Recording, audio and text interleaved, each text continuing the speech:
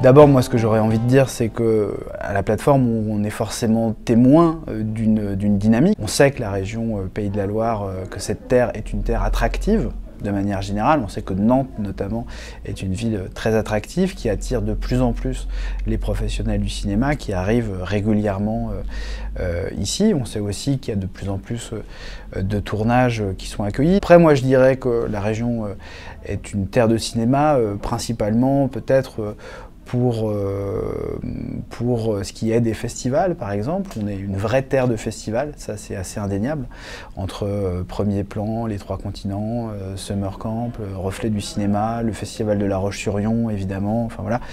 Quand même ici, on a cette force du côté de la diffusion, et au-delà des festivals, c'est aussi pour moi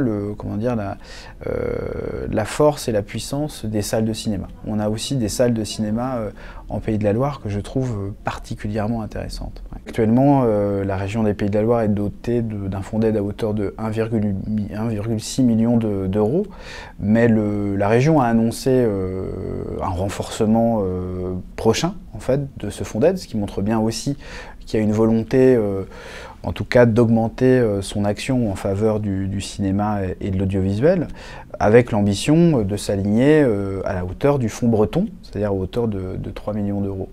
Parce qu'effectivement, pour le moment, le fonds d'aide reste un fonds d'aide quand même assez timide, surtout dans un contexte très concurrentiel de fusion des régions, où les régions deviennent de plus en plus imposantes en matière d'investissement sur les politiques culturelles cinéma. Donc comment la région des Pays de la Loire va-t-elle tirer son épingle du jeu alors qu'elle n'a pas fusionné avec d'autres territoires? C'est une question complexe. J'ai cru comprendre que l'exécutif régional était en train de se positionner sur la question. Nous, ce qu'on a aussi envie de dire à la plateforme, c'est qu'il faut aussi faire en sorte qu'il y ait en région une filière fédérée, formée, accompagnée, prête à travailler aussi sur ces films qui arrivent. Donc ça, c'est l'enjeu du travail qu'on fait à la plateforme. Et évidemment que pour nous, la base de toute politique culturelle en faveur du cinéma et de l'audiovisuel doit passer par un accompagnement des professionnels et de la filière.